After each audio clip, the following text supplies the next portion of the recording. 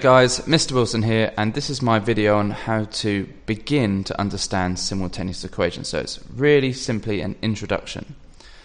Now, before we get started, I really have to ask you to pause the video and do what you can to this. Now, if you can't do what I'm about to show you once you unpause the video, then I suggest you don't carry on with this, and I'll tell you some more instructions in a minute. So hopefully you had a go at this and you realise this is an equation. And with an equation, when you've got x's, or what we call a variable, and constants on both sides, we get the variables on one side by subtracting 3x, giving us this. Then we can add 2 to both sides to equal 6x and 12, and then we simply divide by 6 and we get an answer of 2. So I need you to have this sort of knowledge to carry on watching this video. If you don't, then please go back and learn how to solve equations by balancing.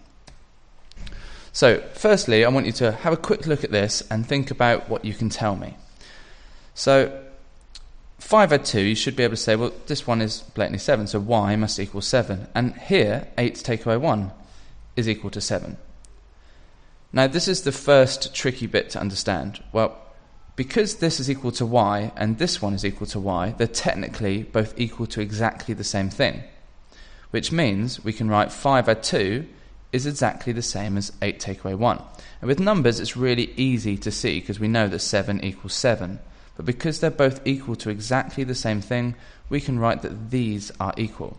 So when we make it a little bit more complicated, like this, that should make this a little bit easier to understand. So first of all, I need you to look at these and also think, what can you tell me? If you know that this is a straight line graph, this lesson is also going to be quite easy. So these are graphs. And simultaneous equations, all we're basically doing is finding out where two graphs meet. Now to start off with, these graphs are going to be straight line graphs. So here we have a straight line with a gradient of 6 and a y-intercept of -2. And another one with a gradient of 3 and a y-intercept of 7. And we're trying to determine where these two graphs meet. Now you can see that they're both equal to y, and therefore they're both equal to exactly the same thing, and therefore these two things must be equal. So we can form what we call an equation, and therefore solve it. Now I'm going to skip through this part, because you should know how to solve an equation. Now this is the interesting part. So it depends how thoroughly you learnt solving equations, but you should have learnt a method of checking by substituting this number back into the equation. So here I've said, what happens when we substitute this back in? So instead of writing an x, we're now going to swap it or substitute it for a 3. So 6x's, 6 lots of 3, take away 2, well that's 16, and 3 lots of 3 is 9, plus 17, well that's also 16 as well. So you should have done this before as a method of checking whether you have solved the equation correctly. Now, this is the interesting part. I'm now going to graph these, and I want you to look at this number x is 3 and look at this number of 16 and look what happens when we graph them. So the blue graph is the 6x minus 2, and here is the pink one. And you should be able to see that these two, at this point, they touch, they meet. And if we go down, it meets at 3. The scale's a bit hard to read, but count the increments. And 16. And they were the two answers, one when we solved it and one when we put it back in to check. Let's do it again. So here we can say that they're equal to each other because they're both equal to y. Solve the equation. Pretty straightforward at this point. And if we now substitute it back in, we should be able to get the y coordinate. But instead of doing in here, I want to get you to the habit of doing it with these two. Because this essentially is an equation to find out y. Y is equal to 4x's take away 1.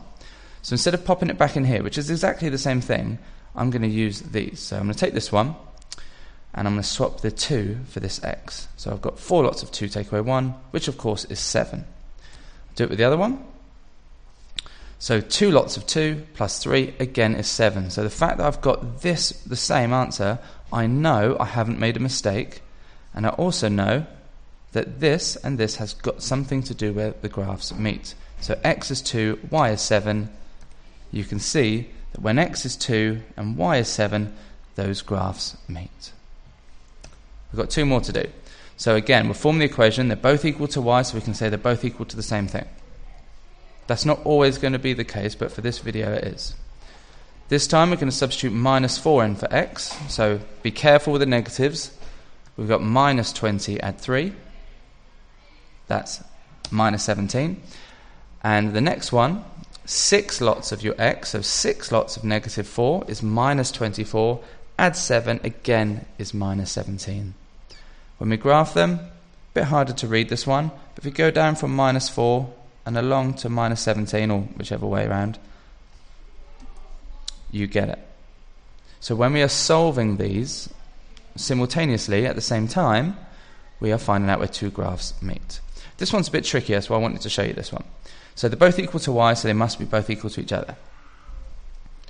Here we've got a harder solving equation because this is a negative variable. So to get rid of this negative 2x, we have to add 2x. That's where a lot of students make their first mistake.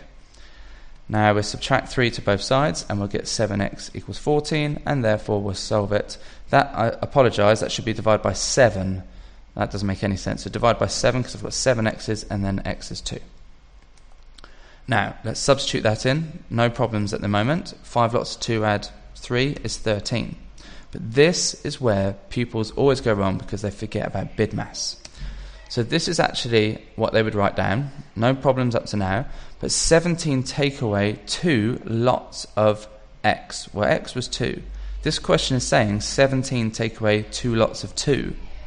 What a lot of people do, they come up with the answer of 30 here because they do 17 take away 2, 15, and then double it.